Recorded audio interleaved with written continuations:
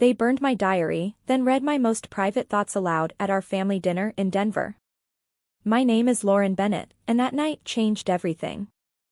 The chandelier lights sparkled over 20 guests, real estate investors, lawyers, and socialites my parents collected like trophies.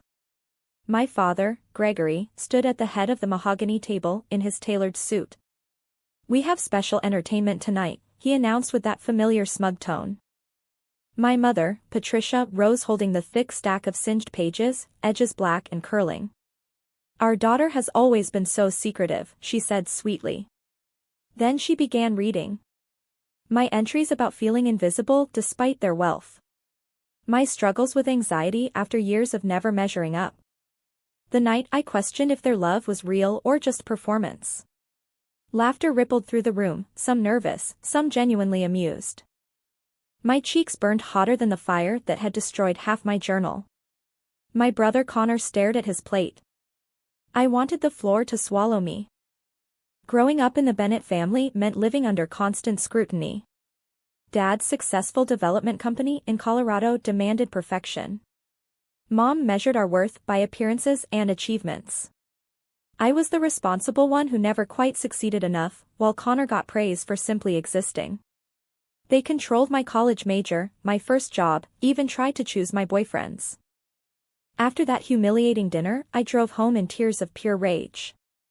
But instead of plotting destruction, I called Michelle Grant, a former colleague my father had once ruined with shady deals. "I have evidence of his questionable land transactions," she told me. "If you're ready to do this the right way." Over the next weeks, we built a solid case legally. Colorado's one-party consent laws allowed me to record conversations where my father bragged about skirting regulations and misusing company funds. Michelle connected me with investigators. I reported everything to the district attorney's office and the state business commission with documented proof. The investigations moved quietly but relentlessly. Federal agents eventually visited my parents' office. The company faced heavy fines for financial irregularities. Dad was forced to step down. Mom's charity foundation came under review for misused donations. Their perfect image cracked publicly, but through the courts, not a spectacle. I didn't gloat. Watching them lose the empire they'd built on control brought me no joy, only a deep sadness for what our family could have been. Through therapy, I learned to set real boundaries.